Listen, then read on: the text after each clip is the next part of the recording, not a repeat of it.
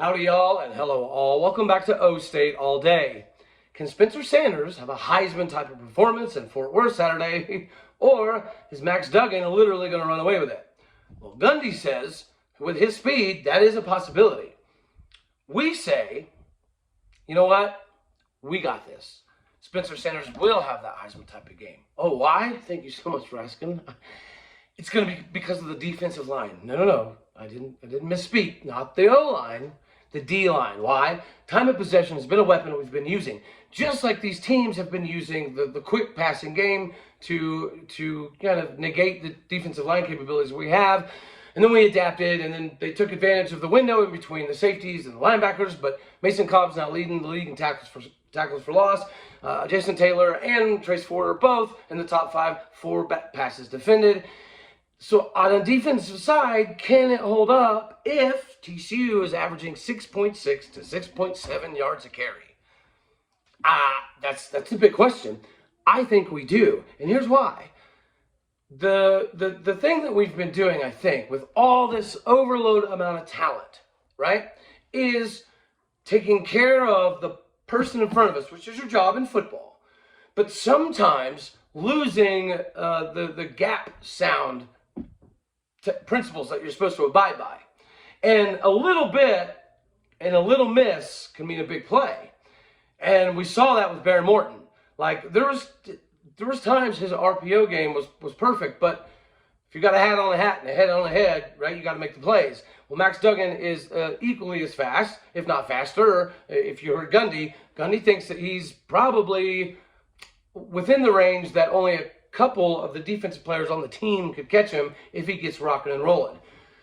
But we lost that gap responsibility, right? So instead of being a wall, imagine like the Trojan type of wall. If it's together and you're moving together at an equal pace, you're typically going to be far more successful because you're closing everything in. But if you're getting too excited and you dominate this dude, but the defensive tackle right here is just trying to do something strategic, well, now there's a big gap. That's precisely what happened. That's what's been happening. So I think it's something that we've had the opportunity to work on. So we should be prepared for Max Duggan. On the flip side of the coin, with them averaging 6.8 yards a carry darn near, like, we've got to pay attention. Max Duggan can run it. DeMarcado, even though DeMarcado only has 184 yards, it's a respectable amount for how he does it. And not only that, he's busted a couple long runs. Dom Richardson is only he's only busted a 10-yard run.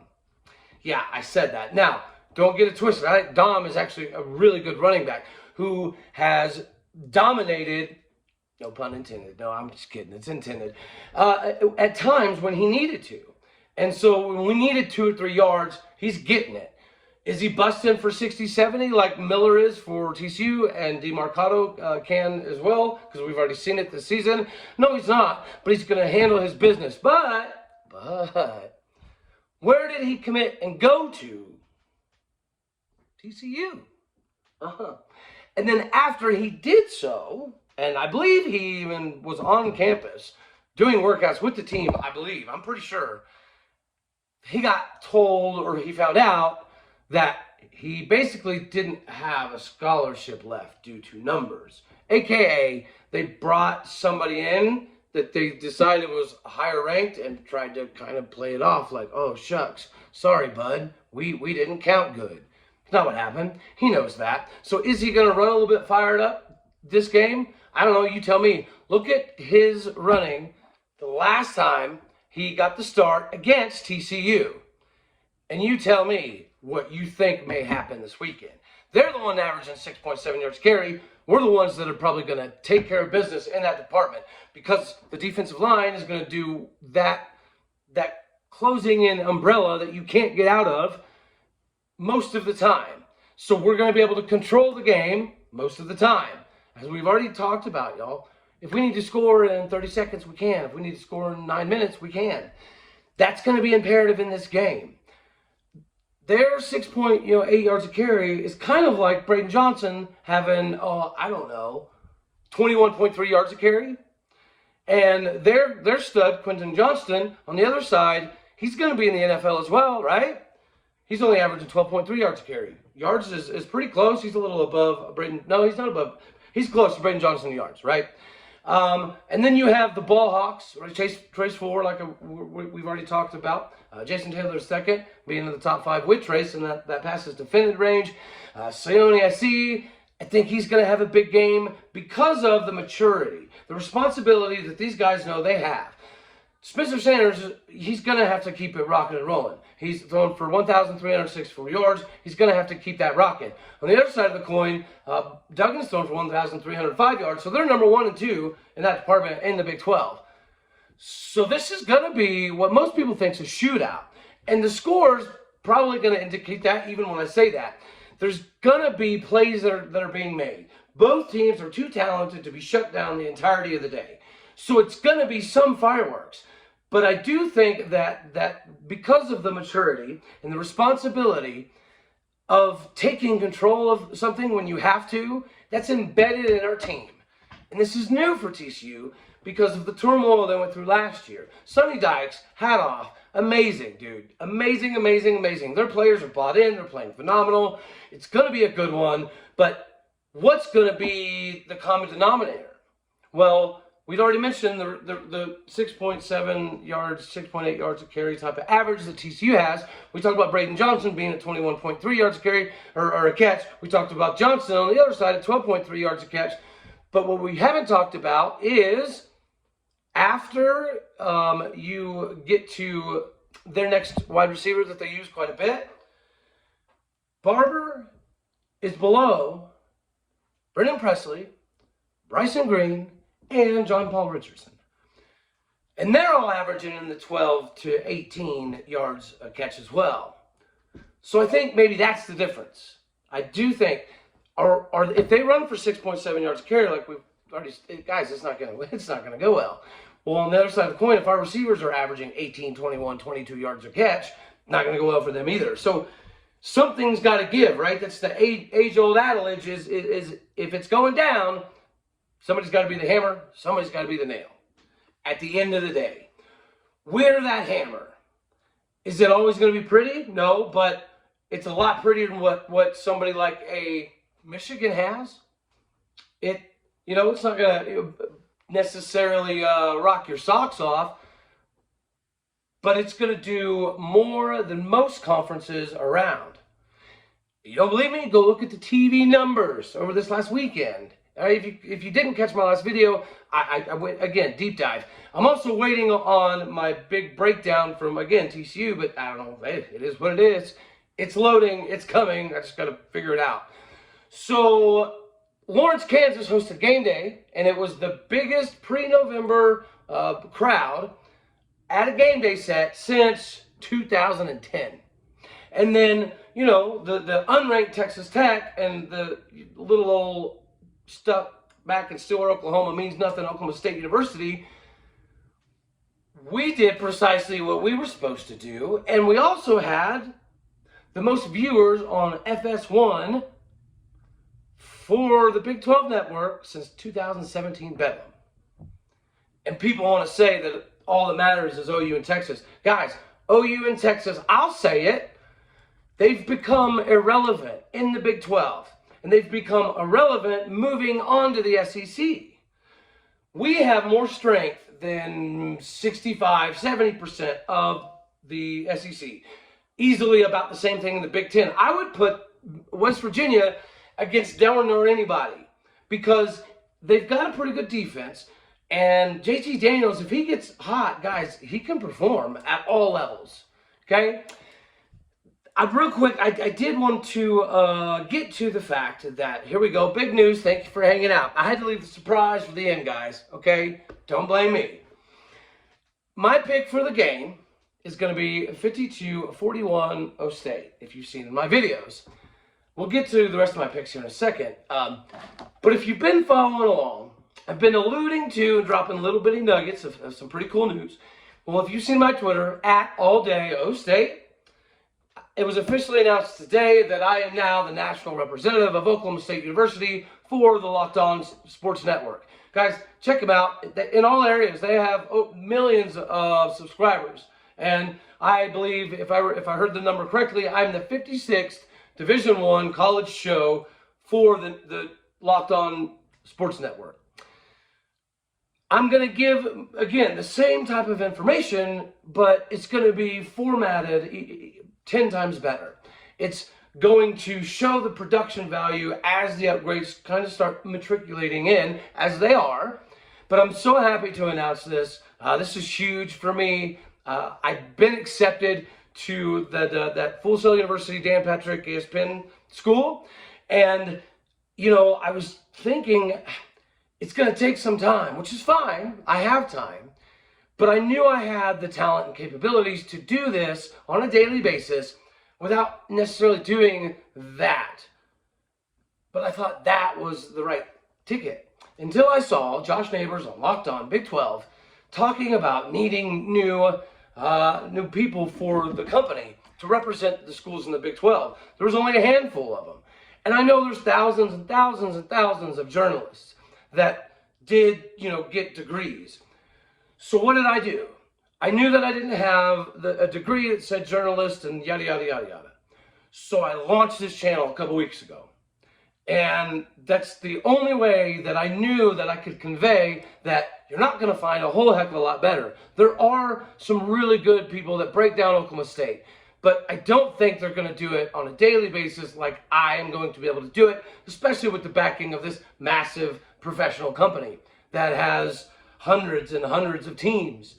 So I implore you to check out some of the Locked On stuff. The construction of what we're going to do is going to get better. It's going to evolve, blossom to this beautiful orange and black piece of gorgeousness, if you will. So I appreciate you coming in. I appreciate the people that were already watching Locked On Pokes. When it was established a little while ago, it never really got off the ground, right? Neither here nor there. What it is going to do is skyrocket with the help of you guys. I'm going to be going out to, I guess, the public as an employee of Locked On Oklahoma State University. Currently Locked On Pokes, but we are flirting with changing it to Locked On Oklahoma State. But we'll see how that goes. Either way, we're going to rock it. We're going to get this thing going. I have no worries that this thing is going to take off, because this is what I do. Guys, I did this before this was even a thing. This is no joke.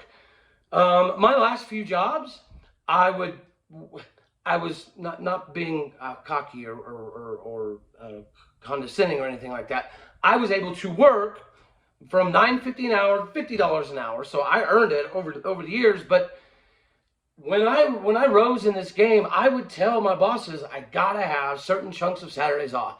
And you can't believe how many crazy looks I got, especially in the oil field, especially in, doing national types of sales, especially working at a dealership, especially being a sales manager at a dealership. These windows I had on Saturday, they meant that much to me. So from a knowledge perspective, I know for a fact nobody's really going to be able to cover what I cover unless you're like on the radio team in Stillwater for Oklahoma State University, with Larry Reese and Dave Hunziker and Robert Allen and all them. Yeah, obviously, they're like living almost in that direct area. So there are some good people. But what I bring to this whole thing is the historical side of it. To me, is phenomenal. How Oklahoma was a king cotton country from 1825 to 1862. 1862, they had to establish new ways of farming and some sort of pest control because it was ruining crops, and they didn't really know what to grow in Oklahoma. So then they came with land-grant universities, and that became Oklahoma State, which was Oklahoma Agricultural and Mechanical, and OU was, established because they needed more doctors and lawyers and such. So I love that stuff. 1945 national championship that we did win, and why we won it. I love that stuff. Even looking back into the OU side of things, I have a lot of respect for what Benny Owen did, which is why it's called Owen Field. Do I, I don't know, focus on them? Absolutely not. But to me, knowledge is power. And the only way that you can grow a brand of any kind is to be able to promote that thing, aka marketing. This is something that Brett Yormark is going to dominate at. The Big 12 is ascending. And it's going to be so much fun to be a part of this ride, to be a part of this company. And as this channel is concerned, obviously I'm going to have to make some modifications because my primary content is going to have to be for the company that pays me, right? I think that makes sense. So all my football and basketball content 100% will be exclusive to my company that I now work for, which again, I pinch myself. Look at this setup. We're just kids. We're just kids that love the game of football, that love a team for specific reasons. For me, it's the history, and it's the fact that we can be above the Oregons of the world. Absolutely. Even with Phil Knight money. We don't have the Boone money anymore. So what do we have to do? We got to spread this stuff. And the only way you spread it, in my opinion, is with knowledge, right? Not only knowledge of Oklahoma State, but it's smart to know your enemy as well. Who's going to be that horse that becomes our new enemy in the new Big 12 remains to be seen. I think we have some likely candidates. Hey, Lubbock and Waco. I don't know. Waco, that seeding situation you had when we were there, that's concerning. Like it's hard to say you're a big time rival if you have a hard time filling up the stadium against a big time team in a big time game that's a repeat of the Big 12 title that you won. So yeah, look, right now it looks like Tech. But we also respect the heck out of Tech. So, who knows? But the TV numbers show that, right? What OU and Texas do has no bearing on the Big 12 anymore. The irrelevancy of them leaving, it doesn't matter. Leave later. It doesn't matter. It's not a big deal. We're going to keep this thing rocking and rolling. And this channel is still going to cover some stuff. I'll probably do the historical stuff here. I got to talk to some more of the Locked On guys, obviously, but I'm going to do every sport except for I don't understand anything about tennis, guys. I really don't. And I don't know a whole lot about soccer. So even though Oklahoma State is awesome at women's soccer, and I am going to cover some of it, I don't know a lot. So maybe somebody can help me on that one, right? But the other sports: baseball, basketball, football, track, cross country, equestrian, wrestling, golf. I am the guy that sits in the car in the driveway for 3.5 hours and listens to those games, wrestling matches, golf.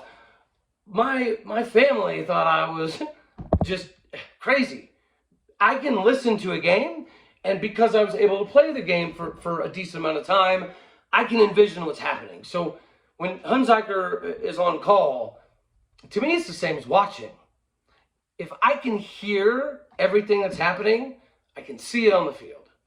And then I have this is the only positive special talent I have. I have this ability to retain information. And it was funny because everybody's like, you have all this useless information. Nobody wants to talk about Oklahoma State and the Big 12 all day, every day. I did. And now I get to get paid for it. But it only gets me in the right position if I grow this thing with your help, which I know we will. I have zero concerns.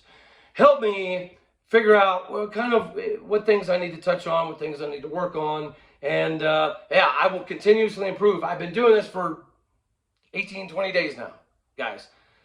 So it's only going to get better. The quality is going to get better. I got some equipment coming. They're working on my intro and music and graphics and all that fun jazz. So this is going to be great. Catch us tomorrow. I'm going to be on with Locked On TCU tomorrow evening, 9 o'clock Central. And we're going to do some breakdowns together. And it's going to be a lot of fun. Wait on my TCU preview that's been tinkering now for 30-something hours. I'm going to get it fixed eventually. So just let me know if you know how to get that done. But expect a good one. Expect us to take control of the game, even though the score may get a little hairy. Oh, my picks. Okay, yeah. So right now I'm 16-9, 7-2 in the Big 12. And who do we got? Here's what I got. I got Baylor over West Virginia, barely. Yeah, barely. Yeah, it's going to be a close one. But West Virginia at night, with a lot of eyes on you because it's going to be slightly exclusive TV window. it's not the funnest thing to do. We've already talked about it. Kind of like going to Ames in November. It's not fun. So it's going to be a good one. It really is. And as I just talked about, if JT Daniels gets hot, there's a reason he was a 5-star coming into this. Just like Baron Morton was a beast coming into it, which we should have saw coming. But I'm done with that. I digress. I'm so sorry. Okay, UCF. We're going to punch Temple in the throat repeatedly, so we're going to be good there. I'm going to go with SMU over Navy, just like I'm always probably going to go with Army. That's right. So the KU-OU game. I know this is insane to even think is possible, okay? But what does OU struggle with? I mean, a decent amount of things. But the quarterback running game ate them for lunch. Biscuits and gravy was great for those running quarterbacks like Adrian Martinez. And what do you think Bean is for KU? The coach even said he's the fastest player on the entire team. The backup quarterback for KU is the fastest guy on the team. Are you kidding me? And OU has a hard time stopping running quarterbacks? Give me the Rock Hawk Jayhawks, baby. It's going to get done. Skip on down. Iowa State, Texas. I really want to pick Iowa State. I really, really do, because I do think Texas, they're skating by to some degree, okay? I do believe that. They're a pretty decent football team, but they're not what people think. Anyways, but Iowa State, I don't know, guys. I don't know. I don't know what's happening. Your defense obviously is not bad, but the offense is just... Did the state of Iowa come down with some type of we can't play offense pneumonia? I mean, help me, guys. Is it not at least possible? Can we not at least entertain the idea that something happened in the water in Iowa and they can't score no more? I digress. Texas is going to get it done because with Bijan Robinson and Roschon Johnson and Quinn Ewers, they're going to be okay. And the defense was swarming around. Not that Iowa State is going to make it too entirely difficult to do that, but it hurts my heart. But Texas is probably going to take care of business there. I'm taking Tennessee over Bama. Tennessee over Bama. Tennessee's defense, I think, is not as good as some think it is. But I also don't think Alabama is as good as some people think they are. Alabama is always going to get the 1-2-3 treatment. Always. They've earned it. I hate that people use history to act like it matters right now. Like, if you were to say, hey, we've won 89, 90 games against you, well, that's great. But if you're in the toilet, that's where you are. I'm sorry. No, I'm not. What am I talking about? So then I'm going to skip on down. I went back and forth with this one. So I'm going to go Penn State. I'm going to go Penn State over Michigan. Michigan over Penn State. See, I told you I was going back and forth. Michigan barely over Penn State. Utah is going to take down USC. I said it, record it, screenshot it. Utah is going to take down USC. Mississippi State is going to keep rolling the Fighting Leeches, take out Kentucky. Clemson is going to lose to Florida State University. Again, screenshot this one as well, whatever you got to do. Florida State is going to knock off Clemson University. BYU is going to take care of Arkansas strictly because Arkansas has a lot of questions. I wanted to pick Arkansas. Went back and forth on this one here as well. But BYU is going to get back on track. They've got too many weapons, healthy and starting to kind of matriculate back in. So I think that's it. So stick with my picks. Thanks for stopping by. Let's see how this show kind of progresses, what tentacles it grows, and obviously how dominant the channel of the Locked On, whether it be Pokes or Oklahoma State, is going to be with the help of you guys. God bless. Love you all. Go Pokes. I'll see you on this channel and the professional channel coming right on down the line. I'll hear y'all. Y'all hear me tomorrow night as we get with TCU, Locked On TCU, Locked On Oklahoma State, or Locked On Pokes. We'll get it done tomorrow night, y'all. Appreciate you.